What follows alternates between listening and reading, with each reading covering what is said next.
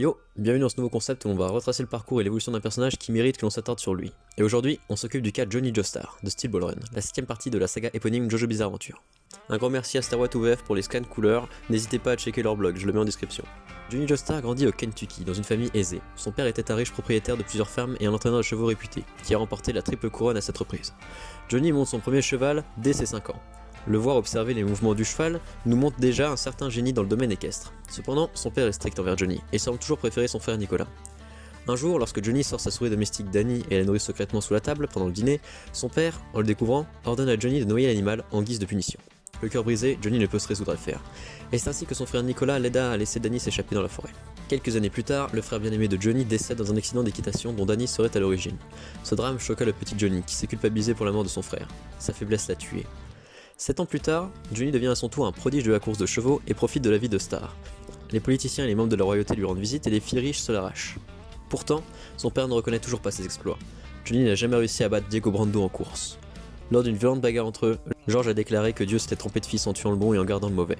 Ce qui n'est pas la meilleure chose à entendre de la part de son père. Johnny finit à la porte. Cela n'a pourtant pas découragé, et c'est ainsi qu'il remporte le Kentucky Derby à l'âge de 16 ans. Plus tard, alors que Johnny est au sommet de sa gloire, il emmène une de ses conquêtes au cinéma, et pêche par orgueil. Il s'octroie le droit de passer devant tout le monde, même ceux qui sont là depuis la veille. Un jeune tire sur Johnny au niveau de la colonne vertébrale, le paralysant à partir de la taille et l'envoyant à l'hôpital où il a subi des violences physiques. Ayant perdu tous ses amis et le respect qu'il avait gagné en tant que jockey, personne ne lui rendit visite pendant son séjour à l'hôpital, et c'est ainsi que sa fame et sa carrière prennent fin. Première étape de la Steel Ball Run. C'est ainsi que, ne sachant trop pourquoi, Johnny se rend au départ de la Steel Ball Run en 1890, la plus grande course de chevaux jamais organisée sur le continent américain, reliant San Diego à New York. Johnny était vaniteux, il est désormais résolu à passer le reste de ses jours à vivre une vie morne. Cependant, avant le départ, Jairo Zeppeli, un Italien, a un léger accrochage avec un pickpocket, et se sert d'une boule en fer pour le résoudre. Quelle curieuse arme, mais lorsque Johnny les touche, ses jambes bougent. L'espoir renaît, il est désormais déterminé à découvrir leur secret et souhaite désormais suivre Jairo. Cependant, il reste une étape cruciale, remonter à cheval. Et cela ne fut pas une mince affaire pour Johnny, mais ça y est, il se tient au départ. Lors de cette première étape éclair, Johnny tentera de se faire repérer par Jairo et finira 5ème. À l'issue de celle-ci, il conclut un pacte avec l'Italien. Il lui laisse gagner la course et ils peuvent faire route ensemble. Johnny a désormais un modèle et un objectif, réussir à faire tourner un bouchon en liège. Deuxième étape. En quelques jours, Johnny a réussi à faire tourner le bouchon.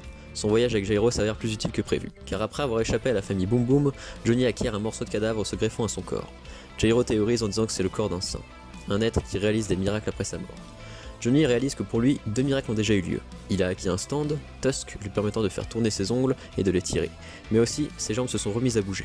Ainsi, il souhaite désormais s'approprier le reste du cadavre, mais cela ne sera pas facile, car comme Johnny le pense, cette course n'est pas qu'une simple course, mais un moyen de récolter les morceaux de cadavre.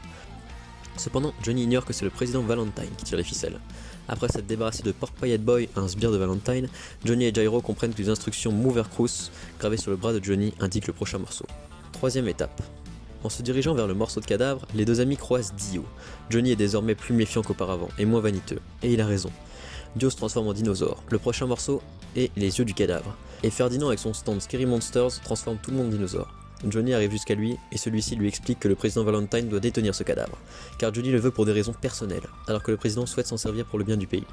Ainsi, l'opposition entre les deux personnages ne fait plus aucun doute. Et il est vrai que les motivations du protagoniste sont risibles à côté de celles du président. Cependant, Johnny n'en démord pas, et c'est Jairo et Dio qui se partagent les yeux. À plusieurs centaines de mètres de l'arrivée, Dio est devant eux. Le choix est le suivant. Passer par le lac pour aller plus vite, ou contourner. Dio s'engouffre directement dans le lac. Johnny souffle à Jairo de contourner, mais celui-ci refuse. Il ne fuira pas face à Dio. Cependant, celui qui remporte ce petit jeu est finalement Johnny, qui avait réussi à contourner. Dio est un conquérant, tu es un héritier. Lui a gagné ce qu'il a, toi tu l'as obtenu de tes ancêtres. Tels ont été les mots de Johnny pour son camarade. Ainsi, l'on comprend que chacun des deux a quelque chose à apprendre de l'autre. Quatrième étape. Nos compères croisent la route de Ringo Runagain. Et bien que Jairo ait été celui qui a le plus profité de ce combat, Ringo le comparera à Johnny. Celui-ci est déterminé à faire n'importe quoi pour atteindre ses objectifs. Cela est symbolisé par la flamme dans ses yeux, qui est sublimement ajoutée sur certaines planches par Maître Araki qui s'est surpassé sur ce coup-là. A la fin de l'épreuve, Lucy Steele donne la colonne du cadavre à Johnny et une carte indiquant plusieurs morceaux est dessinée. Le périple continue. Cinquième étape. Cette étape est intéressante dans l'évolution de Johnny, car durant celle-ci, Dio et Sandman font équipe pour tuer les héros. Jairo choisit cette situation désespérée pour parler à Johnny d'une nouvelle leçon de la rotation. Le rectangle d'or est un rectangle aux proportions parfaites, utilisé dans l'art notamment. Ce rectangle permet à celui qui utilise la rotation, si celle-ci se calque sur lui, de décupler sa puissance. Ainsi, quand Johnny aura répété 4 fois que c'est impossible, Jairo lui donnera sa boucle de ceinture. Plusieurs minutes plus tard, alors au bord du désespoir, Johnny comprend que ce triangle est dessiné à la règle. Il n'est pas l'original. Celui-ci provient de la nature. Ainsi, il découvre que les ailes des papillons, les arbres, etc. sont composés de rectangles d'or. On voit même une souris ressemblant à Danny. Le passé le poursuit. Mais avec le triangle d'or, Tusk évolue et passe à l'acte tout. 6ème étape. Encore une fois une étape très importante pour Johnny. Tout d'abord, il rencontre Sugar Mountain, qui leur donne en plus des oreilles et du bras droit du cadavre, de nombreuses richesses. Mais si les deux hommes ne les consomment pas avant le soir, ils seront emprisonnés dans un arbre. Après avoir essayé par plusieurs moyens de se débarrasser de ces richesses et s'être battu contre Eleven Man, d'ailleurs petite mention pour ce fight incroyable, la journée se finit. Et alors que Jairo se change en arbre, Johnny comprend que les oreilles et le bras doivent également être consommés. Cependant, il refuse de les abandonner, il en a besoin, ses jambes ont bougé. Pourtant, en larmes, il renonce à son plaisir personnel pour sauver son camarade. En cela, il évolue et prouve que Ferdinand avait tort. De plus, Hot Pants leur vole ce qu'il restait du cadavre sacré. Plus tard dans l'étape, Jairo et Johnny font face à Weka Pipo et Majan Majan. Mais Johnny n'est pas réellement mis en avant dans ce fight, dont on reparlera dans un futur Kamehameha sur Jairo. Oui, je tease. L'étape se finit bien pour eux, car ils récupèrent les deux jambes et finissent respectivement premier et deuxième. 7ème étape. Jairo et Johnny poursuivent Hot Pants dans le but de retrouver le cadavre, et c'est dans une chapelle qu'ils la retrouvent. Pourtant, celle-ci a l'air d'être attaquée. C'est un piège, et c'est Axel Rowe, avec son stand Civil War, faisant revivre les démons de ses victimes, qui leur fait face. Johnny est donc l'adversaire tout trouvé. Celui-ci voit successivement Danny, le cadavre de son frère, et son père, mais faisant face à ses démons, se libère de son passé. Et grâce au Christ qui lui apparaît et lui dit de ne pas tirer s'il doute, Johnny se libère également de ses doutes, et se tire dans la tête. Son stand évolue, c'est désormais l'acte tri de Tusk. Johnny tue ainsi Axel Rowe. Celui-ci se relève pourtant. Johnny l'ayant tué, il est désormais un de ses démons. Mais la flamme dans les yeux de Johnny brûle plus fort que jamais. Il est déterminé, et plus rien ne peut l'empêcher d'avancer, pas même son passé. Après cette thérapie rapide, Valentine vole le cadavre. 8ème étape. La dernière étape débute, et Johnny est tellement déter que lorsqu'il apprend qu'un manieur de stand est à proximité, il ne réfléchit pas et souhaite déjà le tuer. Jairo essaye malgré tout de l'arrêter. Johnny est réellement déterminé à retrouver ce corps, au point de tuer des ennemis de son froid. Et je ne parlerai pas ici de l'introduction de Valentine qui a tiré sur Johnny parce qu'outre être un mindfuck total, Johnny est à terre toute la scène. Bref, ça nous amène au combat final. Dio est mort, Valentine s'échappe. Alors que Johnny et Jairo s'apprêtent à poursuivre le train, les choses se rapprochent, les panneaux, les poissons, et Jairo se fait mordre, détail qui aura son importance. Alors que Johnny essaie de tuer le président. Celui-ci ayant obtenu le pouvoir du cadavre, il dévie chaque attaque lui étant adressée à quelqu'un d'autre dans le monde. La flamme des yeux de Johnny s'éteint, ils sont le mal et le président est le bien.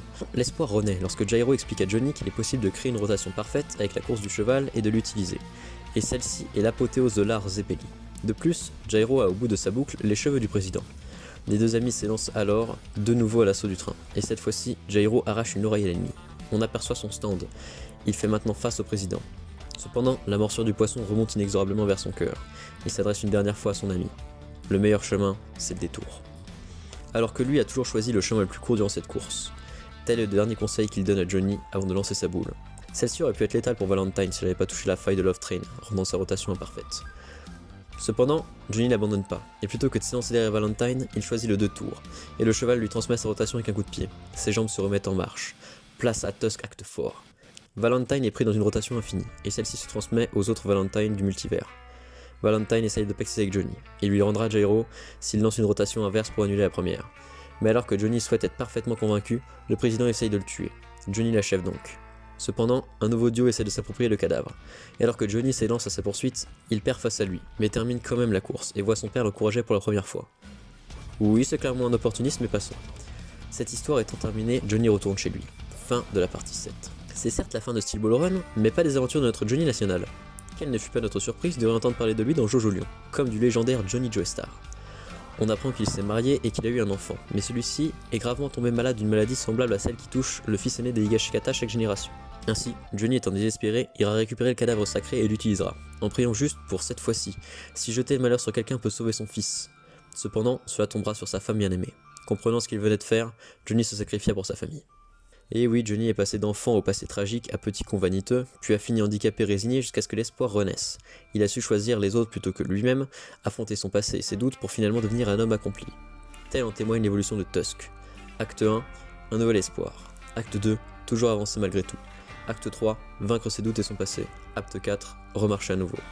Je trouve personnellement que c'est une des meilleures, si ce n'est la meilleure histoire racontée dans cette œuvre gigantesque qu'est Jojo, et Araki a joué avec cela au niveau graphique.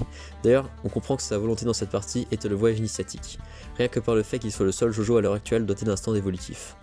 Bref, la caractérisation et l'évolution de personnage c'est bien, mangez-en, à la prochaine. Bref, si cette vidéo t'a plu, tant mieux. Si elle ne t'a pas plu, j'en suis désolé. J'essaie chaque jour de m'améliorer, alors laisse une critique constructive. Allez, salut!